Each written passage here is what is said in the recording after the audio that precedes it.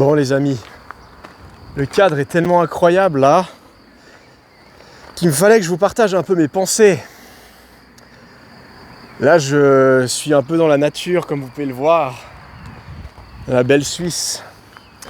J'ai besoin de me recentrer un peu, me recharger. Et je me suis dit que j'allais vous partager quelque chose qui peut vous aider clairement parce que c'est quelque chose d'assez profond. J'ai eu une discussion avec un pote hier soir. Eldin, si tu passes sur la vidéo, merci à toi. Il a passé 4 heures avec moi, il m'a aidé sur plein de trucs et puis notamment des changements de perspective. C'était incroyable.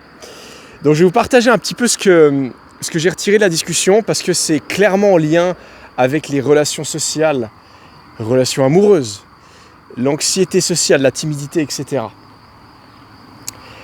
Il y a 2 choses qui sont à la base de tous les résultats dans ta vie.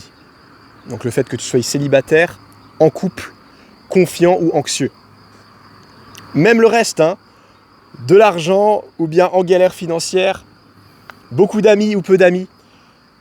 Les 2 choses qui sont à la base de ça, ce sont tes croyances et tes définitions.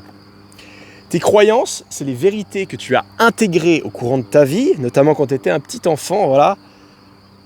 De l'âge de 0 à 7 ans, on développe principalement toutes nos croyances. Est-ce que j'ai de la valeur ? Est-ce que je suis timide ? Est-ce que je suis confiant ? Est-ce que je mérite d'être apprécié par les autres ? Est-ce que je mérite d'être apprécié par les femmes ? Est-ce que je mérite d'avoir une relation exceptionnelle avec une femme trop bien, au top du top ? Et puis tes définitions, c'est la définition du couple, par exemple. Si tu as vu tes parents dans un conflit constant toute ta vie, peut-être que ta définition du couple, c'est le conflit, c'est la guerre, c'est le drama, c'est beaucoup d'émotions, etc., prise de tête. Et ça va impacter inconsciemment tes relations, tu vois. Donc c'est extrêmement important de se pencher sur tes croyances et tes définitions. Maintenant, je lisais là dans mon carnet, là, je me suis posé un moment, j'ai un carnet où j'écris pas mal de trucs, et en fait, je relisais des pensées d'il y a plusieurs années, à peu près 4-5 ans, et je voyais à quel point mon discours interne a changé. Et qu'est-ce qui était le déclencheur ? Le travail interne. Je suis venu adresser la base des croyances, la base des définitions. Qui sont quoi ? Des émotions qui sont bloquées en toi. Voilà. Donc en gros, à la base d'une croyance limitante, je suis timide, je ne suis pas à la hauteur, il y a toujours une émotion. Il y a quelque chose, un moment dans ta vie, dans ton passé, notamment ton enfance, où il y a une situation qui était compliquée, difficile. Et tu as eu une émotion forte. Par exemple, la culpabilité, de la honte, l'infériorité. Et tu as associé une croyance à ça. Et le problème, c'est que tant que tu ne redigères pas cette émotion, elle va rester collée à toi toute ta vie. Et du coup, tu te définis comme quelqu'un de timide, tu te définis comme quelqu'un d'anxieux. Donc moi, ce que j'ai fait, en fait, j'ai adressé les croyances limitantes, j'ai fait ce travail interne, j'ai adressé toutes ces émotions qui étaient bloquées en moi et qui venaient générer ce discours interne. Notamment, c'est ça que j'ai lu dans mes notes.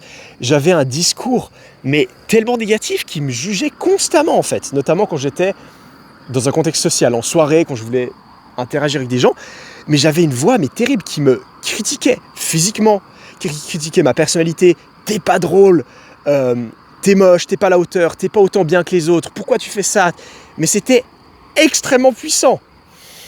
Et là, je vois le contraste, parce que maintenant j'ai beaucoup moins, voire quasiment plus, ce genre de discours. Bien sûr, j'ai des petites pensées, c'est normal, qui traversent mon esprit, qui me disent « ouais, t'es nul, etc. » Mais maintenant, j'ai compris comment passer à travers ça, notamment via l'action. Et puis au bout d'un moment, ça se désactive, et puis t'es plus contrôlé par ça, tu vois. Mais le déclencheur, vraiment ce que je veux t'expliquer à travers tout ça, c'est que je suis allé plonger dans mes zones d'ombre. Je l'ai plongé dans ces moments où j'étais tout petit, où je me suis fait engueuler, où je me suis fait... Voilà, où j'ai vécu des choses difficiles, la violence émotionnelle, verbale. Puis j'étais là en tant que gamin et j'ai intégré des trucs qui sont des mensonges et qui m'ont quand même accompagné une bonne partie de ma vie. Mais jusqu'au moment où j'en pouvais plus, voilà. Il fallait que je me libère de tout ça, parce que c'était plus possible en fait, c'est du sabotage. En fait, il faut réaliser que tes croyances et tes définitions, elles sont ancrées dans ton subconscient. Et ton subconscient, il est énorme, il est extrêmement puissant. Il fait partie... ça fait à peu près 95% de ce qui se passe dans ton corps. Tu vois ? Ton subconscient, bien sûr, c'est ce qui va gérer ton rythme cardiaque, t'y penses pas, ta digestion, ta tension artérielle, etc. Mais aussi toutes les pensées, tous les programmes que tu as développés dans ton enfance pour te protéger, en fait. La croyance que tu es timide, c'est une protection, en fait, parce que tu as vécu une situation dans ton enfance où tu t'es fait critiquer, tu as souffert, tu t'es fait pointer du doigt, il y avait peut-être un public, tu es devenu rouge, etc. Et ton système nerveux, il s'est dit, mais plus jamais je revis ça. Je vais lui donner de la timidité, comme ça, il marche sur des œufs, il fait attention à tout le monde, il n'ose pas parler, il a une posture comme ça. Puis... c'est un mécanisme de protection. Voilà. Donc tout ça, c'est actif dans son subconscient. Et c'est une machine de guerre, ce subconscient. C'est pour ça que on essaye d'être plus sociable, on essaye de faire plus d'argent, on essaye d'évoluer dans notre vie, etc. Mais tant qu'on ne redresse pas le subconscient, avec notre volonté consciente, on n'arrive pas à dépasser le subconscient. Parce que c'est comme si tu avais des poids de 100 kilos aux chevilles, tu vois. T'arrives pas, tu t'épuises. T'essayes un peu, t'avances un tout petit peu, mais après ça te bloque et t'arrives plus, tu vois. Donc à un moment donné, puis c'est aussi l'image que mon pote Eldin me donnait hier, il faut arrêter d'aller contre le courant. Il faut se retourner et réaliser que faut faire le travail, voilà. Et réaliser que tu peux aller avec le courant. Et tout est beaucoup plus facile en fait. Parce que tu as beaucoup moins de résistance interne. Donc comment ça s'applique de façon concrète dans les relations amoureuses, dans les compétences sociales ? Simplement, tu vas venir identifier quelles sont les croyances, les vérités que j'ai intégrées par rapport à moi-même qui sont actives. Donc tu vas te demander, voilà, je me sens introverti, je me sens timide. Qu'est-ce que je dois croire par rapport à moi-même pour que ça soit vrai, une vérité, que tu es vraiment dans ton essence une personne timide et introvertie ? Si c'est vraiment une vérité, que c'est vraiment ma nature d'être timide et introverti, ça veut dire que je ne mérite pas d'être vu, d'être entendu. Je ne mérite pas de m'exprimer librement. Peut-être que je suis inférieur aux autres, parce que les autres, eux, ils peuvent s'exprimer, on peut les voir, ils peuvent interagir entre eux, puis avoir des relations, etc. Et tout se passe bien, mais moi pas. Bref, c'est juste des exemples qui me viennent dans ma tête. Et tout ça, ça va venir réveiller un peu des souvenirs de ton enfance, de ton adolescence, etc. Et tu vas vouloir mettre le doigt là-dessus, tu peux les noter aussi dans un carnet, etc. Voilà, là j'ai vécu ça, j'ai ressenti ça. Tu vas te demander, mais qu'est-ce que j'ai ressenti ? Très souvent, c'est de la culpabilité, de la peur. Il peut y avoir de la colère, des choses comme ça. Et tu vas te permettre de respirer, en fait, de ressentir ces choses-là pour une fois. Parce que quand tu étais petit, tu ne pouvais pas le ressentir, parce que c'était trop. Donc du coup, tu l'as bloqué en toi et tu as développé cette protection de « je suis timide, je ne peux pas parler aux autres, je dois faire attention, là, tu vois ?» Donc là, pour une fois, tu vas être dans l'acceptation, respirer, et dire « Ok, allez, ok, c'est désagréable, je sens qu'il y a des choses qui se passent dans mon corps, tu vas voir, il y a peut-être des tensions à la gorge, l'estomac, le ventre, tu vas avoir des images, des ressentis, vraiment, tu peux fermer les yeux pour faire ce travail-là, et tu respires à travers. Fais-le maintenant, là. Tu as certainement des images qui viennent.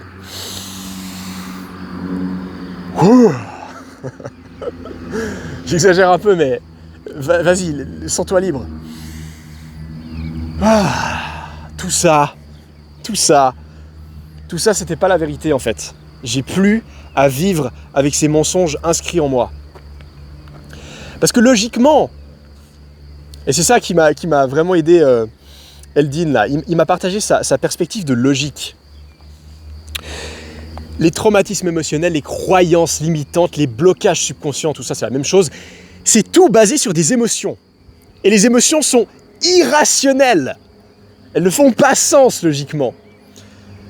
Donc typiquement, quand tu t'es fait pointer du doigt quand tu étais petit, que ce soit par tes parents ou ton frère et sœur ou tes camarades de classe, et que tu as senti une monstre honte et tu te dis plus jamais il faut que je parle ou que je m'exprime en public,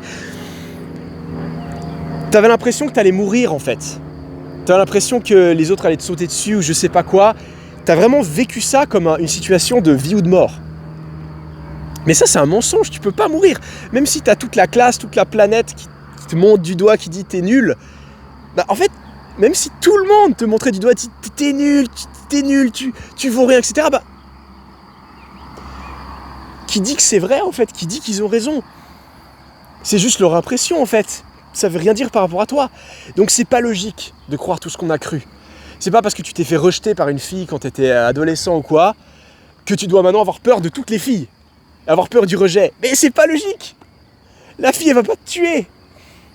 Logiquement, t'ouvres ta bouche, tu lui dis ah bah salut, je t'ai vu, avec un grand sourire, avec du respect et tout. Je t'ai vu, t'es incroyable, écoute, tu m'intrigues, tu t'appelles comment, tu viens d'où? Ah trop bien, moi je viens de là, j'habite à Lausanne, etc.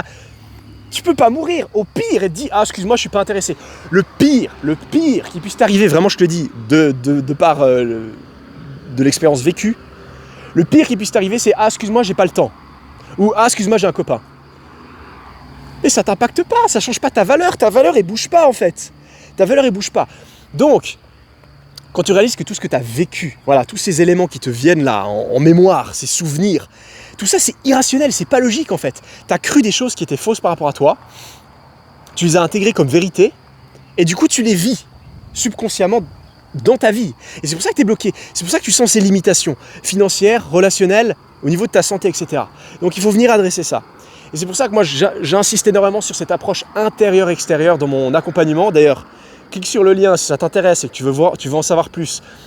Petit appel qui n'engage en rien, je t'explique un petit peu comment je peux t'aider. Tu cliques sur le lien, tu réserves un petit appel de 30 minutes et puis on discute. C'est vraiment...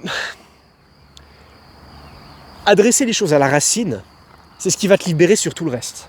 Quand tu adresses tes blocages subconscients pour être plus à l'aise avec les femmes, c'est super, tu seras plus à l'aise avec les femmes, tu seras plus confiant, tu auras une meilleure image de toi. Trop bien, tu pourras maintenant parler aux autres et puis parler aux femmes et puis avoir des relations, puis potentiellement trouver des copines comme ça. Voilà. Mais aussi, au-delà de ça, vu que c'est ton image de toi qui est au centre, ben, tu te sentiras mieux avec toi-même, plus en paix avec toi-même, donc du coup, tu auras plus envie de prendre soin de toi, faire du sport, aller dans la nature, méditer, faire des choses qui te font du bien, du self-care. Tu te sentiras mieux et tout ça, ça va faire un effet, un cycle vertueux qui va te donner peut-être plus d'énergie au travail, pour être plus concentré, pour prendre plus d'opportunités, pour avoir plus de courage, pour faire des, je sais pas, tenter des trucs un peu plus risqués, etc. Mais parce que tu as plus d'énergie, tu as plus de confiance en toi, tu as plus de vitalité en toi.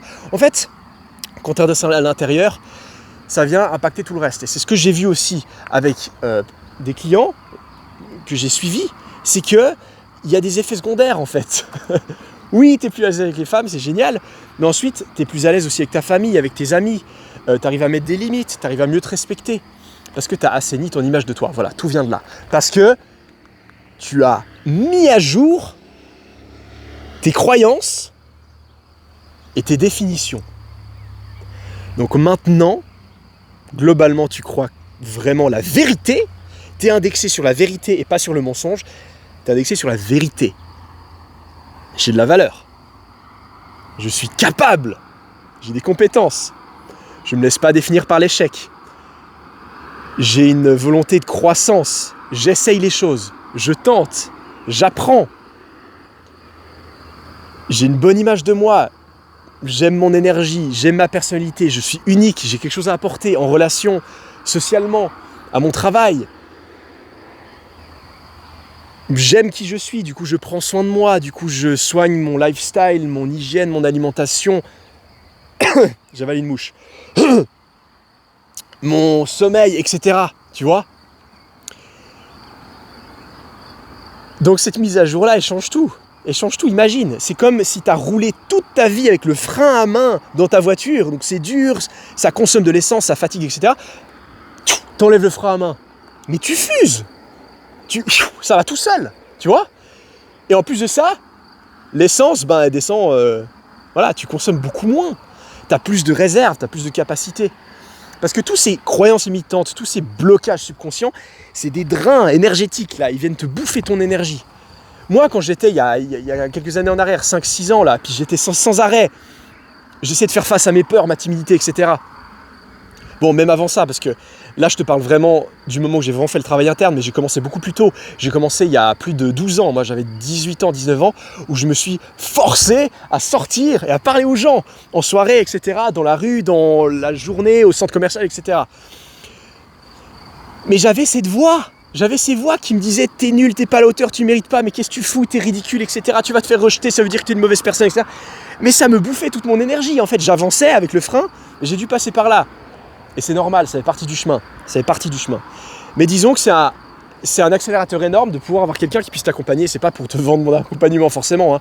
Mais moi, j'ai pris aussi plusieurs accompagnements, et notamment un accompagnement sur le travail interne, et puis la guérison des traumatismes, le nettoyage des blocages subconscients, voilà. C'est comme ça qu'on peut le dire. Et ça m'a... Depuis que j'ai fait ça, mais ça a changé la donne, en fait. Parce que du coup, ben voilà, il n'y a plus de frein à main, t'as plus le pied sur le frein en même temps que tu es sur l'accélérateur, et du coup, ben, maintenant, ça va en roue libre, tu vois, ça fonce. Donc voilà. C'est ça que je voulais te partager. Donc, il y a de l'espoir. Il y a de l'espoir. Il y a de l'espoir, parce que des fois, on est seul avec nos trucs... qui se passe dans notre tête, dans notre corps et tout, on n'en parle pas, on garde ça pour nous. Surtout nous les mecs, hein. On a de la peine à parler ce qui se passe à l'intérieur de nous, puis on est là... Et des fois ça pèse. Maintenant, sache qu'il y a une porte de sortie. C'est très simple en fait. C'est très simple, mais c'est pas forcément facile. Ressens l'émotion qui est associée à ces souvenirs-là. L'émotion qui est à la base, à la racine de ces croyances limitantes. Ressens-la. Tu respires, tu te permets de la ressentir et tu te permets de réaliser logiquement que c'était faux, on n'avait pas à te faire ressentir ça, déjà on n'avait pas à te faire vivre ça. C'était pas correct, la personne, l'adulte, le parent, le frère et sœur, le camarade de classe, le prof, etc. Il n'avait pas à te faire vivre ça, donc déjà c'est pas ta faute. Toi t'as rien demandé, t'avais des bonnes intentions. Donc pardonne-toi à toi-même d'avoir cru le mensonge, que tu mérites d'être inférieur, tu mérites de faire attention, d'être timide, etc. Pardonne-toi. C'était pas ta faute. Toi, t'as fait du mieux que tu pouvais, tu vois. Et ressens cette émotion qui était forcément trop intense pour être digérée, donc tu l'as cristallisée en toi, tu l'as gardée en toi, ce qui garde la croyance limitante active. Mais une fois que tu revis l'émotion, tu te permets de la ressentir, elle va partir. Hein. Elle va partir en quelques minutes. Tu te poses, tu respires, oui, c'est pas confortable, mais ça part. C'est comme un nœud musculaire. Quand tu es sur un nœud qui fait mal, tu te détends, tu respires. Et au bout de quelques secondes, le nœud, il lâche. Et là, les fibres musculaires se remettent en place et tu es détendu. C'est la même chose. Voilà, donc le travail, il est là. Tu as tout ce qu'il faut pour le faire. Hein. Tu as tout ce qu'il faut pour le faire. Donc c'est simple, c'est pas forcément facile. Parce qu'il y a de la résistance, parce qu'il y a toutes ces années de vie, ton ego, ton système de protection qui a utilisé ça pour te protéger. Donc il y a vraiment, disons qu'il y a des connexions neuronales, il y a des choses qui sont inscrites là. Depuis longtemps, donc forcément ton corps va te faire ressentir la résistance. Et c'est ok, accepte la résistance. Voilà. Il y a juste une voiture qui est en train de se parquer à côté de la mienne et j'espère j'ai pas pris une place qui était... Ah non, c'est tout bon. Voilà. J'avais une autre chose que je voulais te dire, ça m'est sorti de la tête. Oui, je voulais juste te donner l'image. En fait, la croyance limitante, c'est comme une fleur. Une fleur pas très belle, hein, parce que c'est une croyance limitante qui te sabote, qui est enracinée dans la terre. La terre, le terreau autour, là, qui fait vivre la fleur, c'est l'émotion. Il y a toujours une émotion qui est associée à la base d'une croyance limitante. Donc une fois que tu digères cette émotion, tu te permets de la ressentir, respire à travers, et qu'elle va partir en l'espace de quelques minutes, la fleur, elle est déracinée. Et la fleur, elle va sécher tout de suite. Voilà. Donc la croyance, elle est désinstallée. Voilà, je te donne une petite analogie, comme ça tu comprends un peu comment ça fonctionne. Voilà pour ça. Est-ce qu'il y a autre chose que je pouvais te dire ? Ouais, il y aurait plein d'autres choses. Mais je vais te laisser aujourd'hui avec ça, et puis on fera une vidéo pour les autres choses. Si tu as des questions, quoi que ce soit, en m'écoutant parler, là, il y a des choses qui ne sont pas claires ou quoi que ce soit, n'hésite pas à taper un commentaire et pose-moi la question. Je vais y répondre avec grand plaisir. Ok ? Allez, je te souhaite bon courage avec ça. Je crois en toi. Et puis je t'encourage à croire en toi, à réaliser qu'il y a une version de toi, au fond de toi, qui est ta vraie identité, qui est extrêmement confiante, qui a que de la réussite dans ses pensées, qui a que de la confiance dans ses pensées. Oui, qui des fois échoue parce que ça fait partie de la vie, mais qui ne se laisse pas définir par l'échec et qui chaque fois continue et prend un feedback. Ah, qu'est-ce que je peux apprendre de cet échec? Boum, et je continue et j'avance. Il y a une version de toi qui est inarrêtable, il y a une version de toi qui est positive, il y a une version de toi qui est sociable, il y a une version de toi qui n'a pas peur du rejet, une version de toi qui ose parler aux autres et notamment parler aux femmes et qui tente le coup et qui réalise qu'il y a, ben voilà, si elle est occupée ou si elle a un copain, c'est pas grave, continue, il y en a bien une qui va connecter avec ton énergie. Crois-moi, s'il y a bien quelque chose que j'ai compris à travers toutes ces années de pratique, c'est que si tu lâches pas, tu vas trouver une fille qui va être tellement contente que tu l'abordes aujourd'hui, qui va tellement matcher avec ton énergie, et ça va devenir potentiellement ta copine, et très probablement. Donc crois en toi, garde une perspective d'espoir, de positivité. Moi je crois en toi, et puis je vais te balancer une bonne dose d'énergie positive avec toute cette belle nature, ces belles montagnes. Prends soin de toi, à la prochaine. Ciao.